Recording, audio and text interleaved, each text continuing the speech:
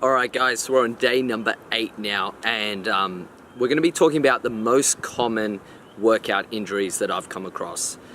Here I'm going to be talking about the 3 most common injuries that we come across and some ways to relieve these injuries. The first important factor I want you to understand is that although these injuries can seem to be small annoyances, if not properly taken care of, they can turn into serious injuries. It is important for your body that you work out. So the answer is to not stop working out, but to treat the injury and then educate yourself in prevention nice and early.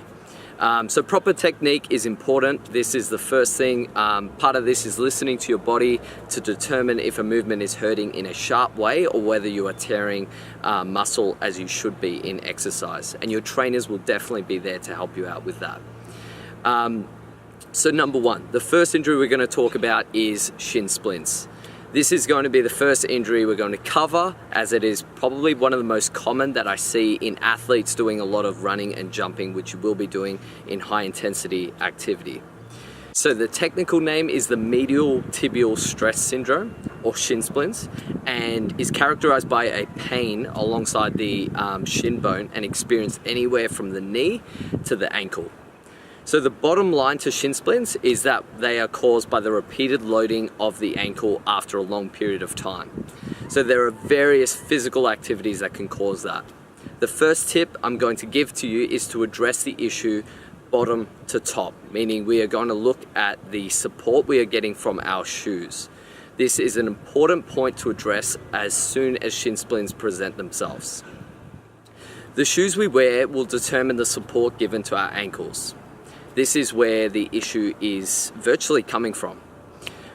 So, like everybody else, I love to wear the newest pair of Nikes or Adidas shoes or Converses or whatever they are. However, these shoes just plainly do not provide the support you need. I personally like to armor up with a good pair of gel Asics to get me through a good boot camp session. The next tip I have for you guys is to use a foam roller to gently roll out your shins and calves, which can be done before a boot camp session using any of the foam rollers and yoga mats that we have at Blueprint. So the second injury I want to talk about is knee pain. Sometimes during boot camps you may experience knee pain. This is a common feeling that can occur, especially when you're just starting out or you're really turning up the heat in your training sessions. Some key prevention measures that you can take is to start taking daily fish oil tablets with breakfast. This is something I do personally to handle joint pain, and it really makes a massive difference. But you've got to be taking it over time.